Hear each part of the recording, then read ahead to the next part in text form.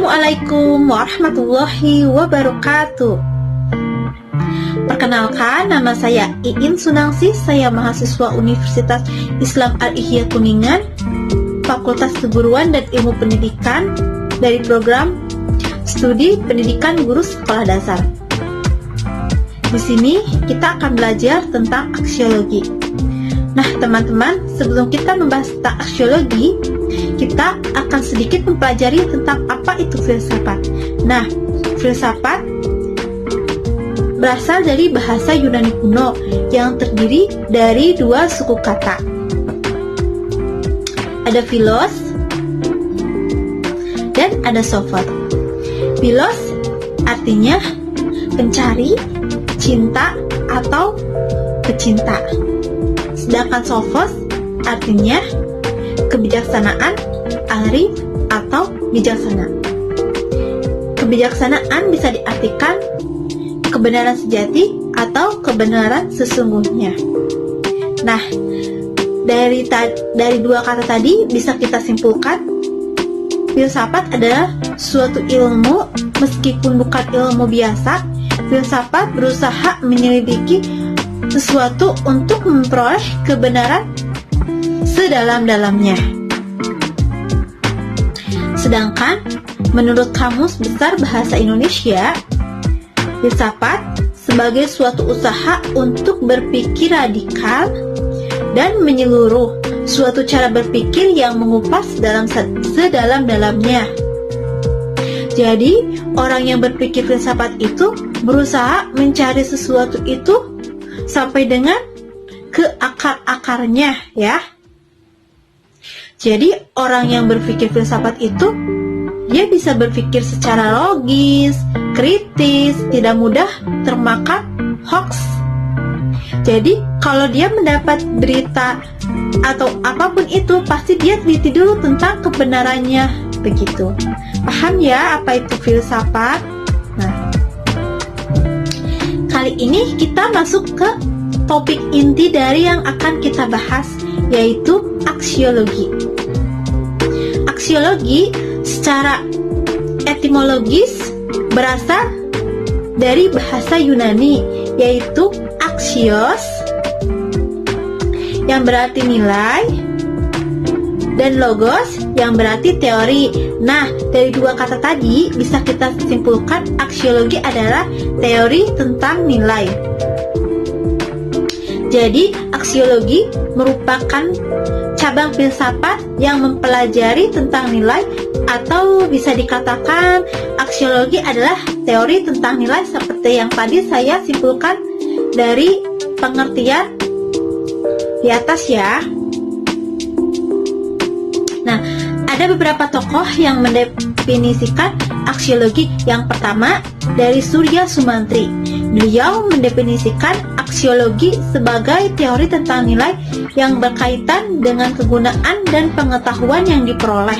Sedangkan menurut Kamus Besar Bahasa Indonesia, aksiologi adalah kegunaan ilmu pengetahuan bagi kehidupan manusia. Kajian tentang nilai-nilai, khususnya etika. Nah, jadi paham ya, aksiologi itu teori tentang nilai atau manfaat dari ilmu itu apa. Nah, dalam aksiologi sendiri dibagi 3 aspek. Yang pertama, ada etika. Yang kedua, ada estetika. Yang ketiga, ada sosial politik. Kita akan membahas dulu yang pertama, ya, etika. Etika dalam aksiologi disebut filsafat moral atau moral filosofi. Moral sendiri berasal dari bahasa Latin mos atau mor, yang artinya kebiasaan, tata, tabiat, kelakuan, atau cara hidup. Nah, dalam bahasa Indonesia, istilah moral atau etika diartikan kesusilaan. KBBI sendiri menjelaskan etika dalam 3 arti. Yang pertama, etika merupakan ilmu tentang apa yang baik dan apa yang buruk, dan tentang hak dan kewajiban moral atau bisa disebut juga dengan akhlak. Kalau bicara tentang akhlak tidak lepas dari yang namanya agama. Yang kedua, kumpulan asas atau nilai yang berkenaan dengan akhlak. Yang ketiga, etika ialah nilai mengenai benar dan salah yang dianut suatu golongan atau masyarakat atau dalam suatu society. Nah, paham ya pengertian etika? Lebih simpelnya gini, etika itu sama dengan moral ya. Nah, sedangkan etika sendiri dibagi 4. Ada yang pertama, hedonisme. Yang kedua, eudaimonisme. Ingat ya, eudaimonisme. Yang ketiga, utilitarisme. Yang keempat, pragmatisme.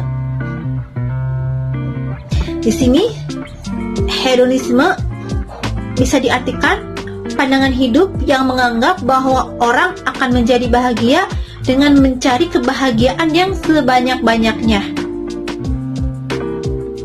dan sedapat mungkin menghindari perasaan-perasaan yang menyakitkan hati atau bikin sedih.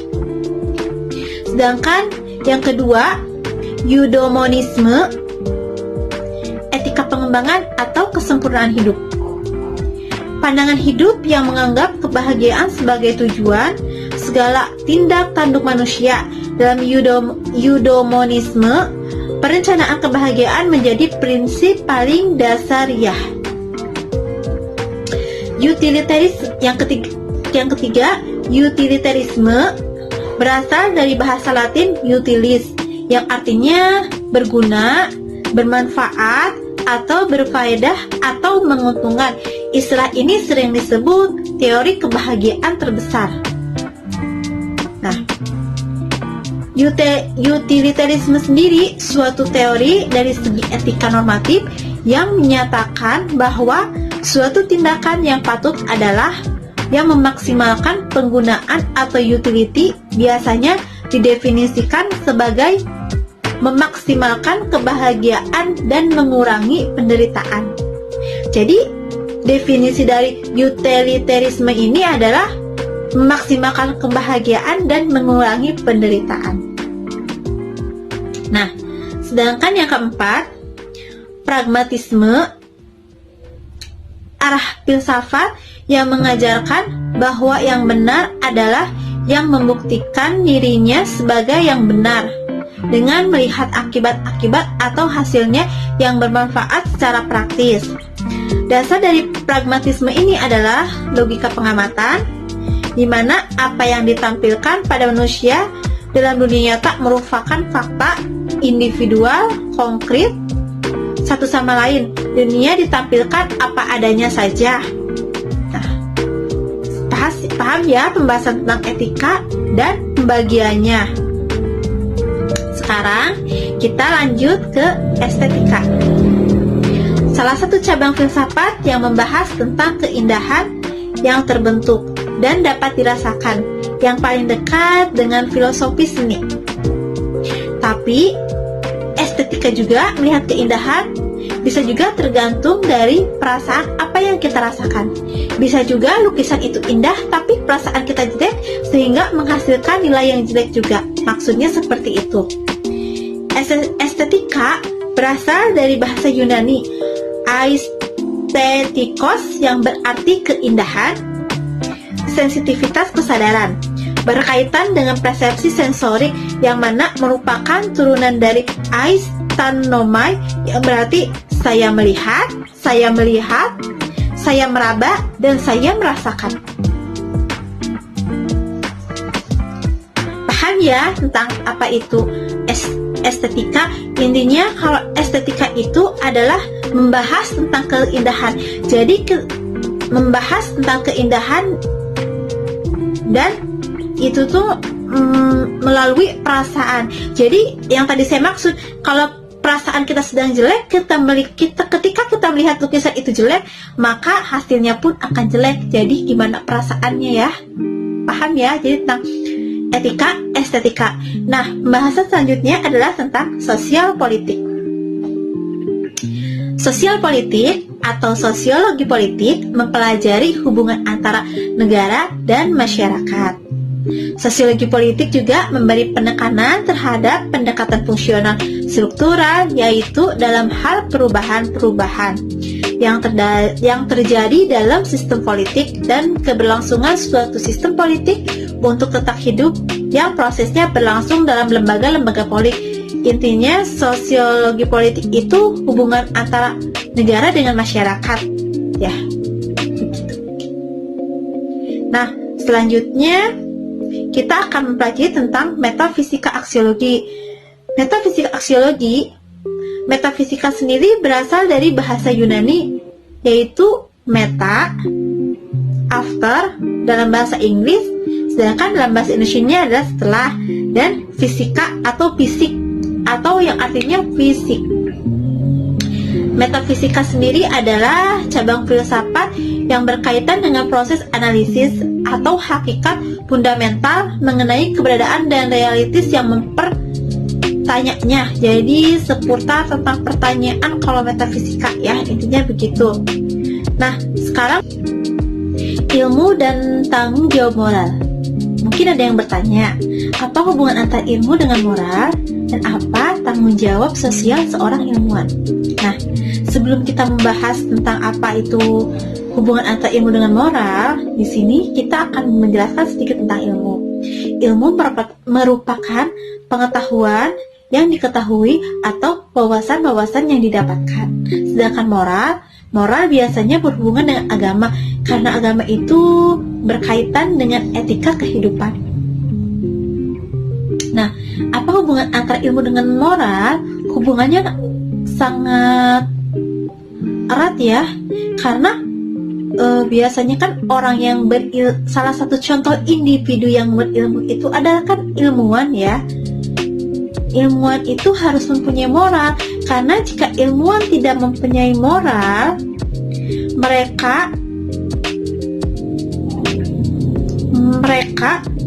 maka ilmu yang didapatkan mereka tersebut akan berdampak atau digunakan ke hal-hal yang negatif,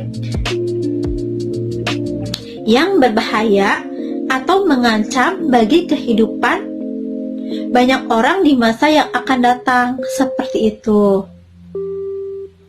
Jadi,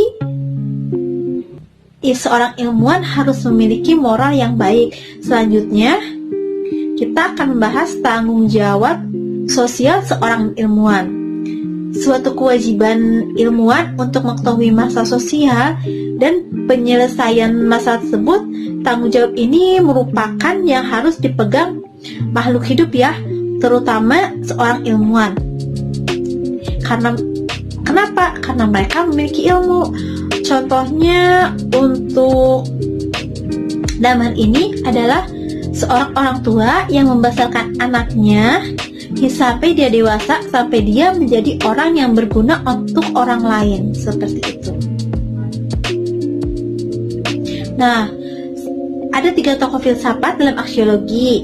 Ada Socrates, ada Plato, dan ada Aristoteles.